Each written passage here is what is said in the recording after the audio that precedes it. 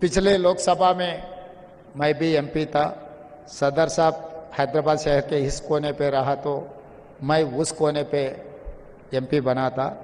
मगर लोकसभा में जब गरीब लोगों के तरफ से, खासकर माइनॉरिटी और दलित आदिवासियों के लिए जो आवाज़ सुनते बहुत खुशी होते थे कि भाई असदुद्दीन ओवैसी हमारा शहर से ये दलित आदिवासी और माइनॉरिटी लोगों के लिए जो लोकसभा में जो आवाज़ उठा रहे। कभी कभी असद साहब ने कांग्रेस के खिलाफ भी बोले तो भी मुझे अच्छा लगता था, क्योंकि हमारा ही भाई कुछ आवाज़ उठा रहे। हमारे खिलाफ बोले तो कोई दुश्मन नहीं होते। हर सरकार को चलाने में कभी कभी गलती भी हो सकता है। वो गलतियां सुधारने के लिए स्ट्रांग अपोजिशन का भी ज़रूरत है, वो प्रदेश में हो देश में हो। आज आप देखो लोकसभा में जनता के भाषण बोलने वाले बहुत कम हो गए। जहर फैलाने के लिए आपस में पंचायत लगाने के भाषण ज़्यादा हो गए। तेलंगाना से खासकर या कंबाइंड आंध्र प्रदेश में पिछले दिनों में अच्छा नेता लोग थे। जयपाल रेड्डी जी जैसे अपने तेलंगाना से आवाज़ उठाने वाले थे। आज के तारीख में तो बहुत कम हो गए। बिजनेस और कॉरपोरेट बिजनेस वाले ज़्यादा आ गए। बिजनेस में तो वो लोग तरक्की अच्छा कर रहे हैं, मगर गरीब लोगों का आवाज़ उठाने वाले कम हो गए। 17 में एक ही दिख रहा है मुझे, असदुद्दीन ओवैसी जी, जो गरीब लोगों की आवाज़ बनकर वहाँ पर सुनाने के लिए जो कोशिश कर रहा है। असद साहब हमारे साथ दिए नहीं दिए वो अलग बात है। चुनाव के समय पर हम उनके तरीका से हमारे तरीका से हम चुनाव लड़ रहे हैं। एक बार चुनाव खत्म होने के बाद ऐसे कोई बात नहीं है। हम सब मिलकर 4 करोड़ तेलंगाना जनता को कुछ अच्छा के लिए, कुछ वेलफेयर के लिए, उन लोग डेवलपमेंट के लिए, हैदराबाद शहर को सुधारने के लिए हम लोग मिलके काम करने का ज़रूरत है। हम अलग अलग बैठकर अलग अलग सोचकर हम लोग कुछ किए तो इस शहर का नाम खराब हो जाएंगे। इसीलिए मैं एमआईएम पार्टी से पूछकर यह उनके तरफ से कोई सुझाव आए तो भी हम लोग आगे पीछे नहीं कर रहे हैं। ईसा मुंह से रिवर जो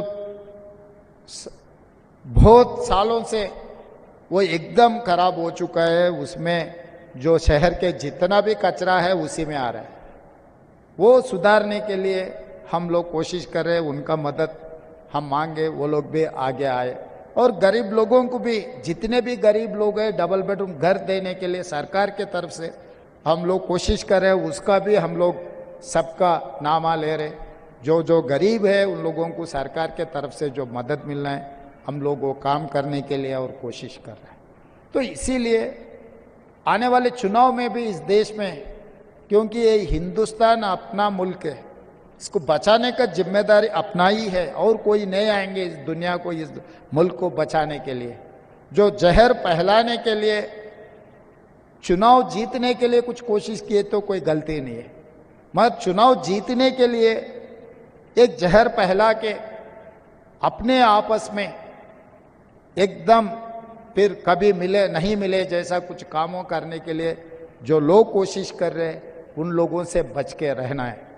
आगे यहाँ से कोई भी अगर चुन के जा रहा है इस देश को बचाने के लिए, गरीब लोगों का आवाज़ उठाने वाले रहा तो और बेहतरीन रहेंगे। क्योंकि इस मुल्क को बचाने का आज़ादी हमने लड़के ला ली, इस मुल्क को बचाने की जिम्मेदारी भी अपना ही है। तो जैसे मौलाना रहमानी साहब जो प्रॉफिट मोहम्मद रास्ता जो दिखाए, वो रास्ता में गए तो इस मुल्क को बचाने के लिए कोई दिक्कत नहीं है। मैं यकीन से कह सकता हूँ एक अच्छा रास्ता में हम लोग चलना है। ये अच्छा रास्ता अपने को आगे अच्छे दिन लाएंगे। हम लोग सब मिलकर सबके साथ हम लोग ये सरकार चलाने के लिए, और यहाँ के पिछले हिस्ट्री भी देखो, 2 बार नायडू जी को जीता है, 2 बार राजशेखर रेड्डी जी को जीता है, 2 बार चंद्रशेखर राव को भी जीता है, 2 बार कांग्रेस के भी सरकार बनाने के उम्मीद है। ये 10 साल हम गरीब लोगों के लिए गरीब तरक्की के लिए हम लोग कोशिश करेंगे। और ऐसे मौका बार बार आए तो मैं बहुत खुशी हो जाऊंगी, क्योंकि आपकी आवाज़ भी सुनने के लिए, मिलने के लिए एक अच्छा मौका है। इतने सारे स्कॉलर्स को मिलने का मौका कभी बहुत कम मिलते, ये अच्छा जो मौका मिला है। और जो ऑर्गेनाइजर से जो शामिल हुए बड़े नेता लोग, बहुत सारे जाने माने बड़े बड़े लोग हैं। हम ऐसी किस्मत है कि हम मंच पे बैठे हुआ है, मगर मंच के नीचे जो लोग हैं हमारे से कोई कम नहीं है, हमारे से भी बहुत एक्सपीरियंस और दुनिया के लिए जो काम कर रहे हैं, सबको मैं शुक्रिया अदा करते हुए यहाँ छुट्टी लेता हूँ। धन्यवाद मित्रों।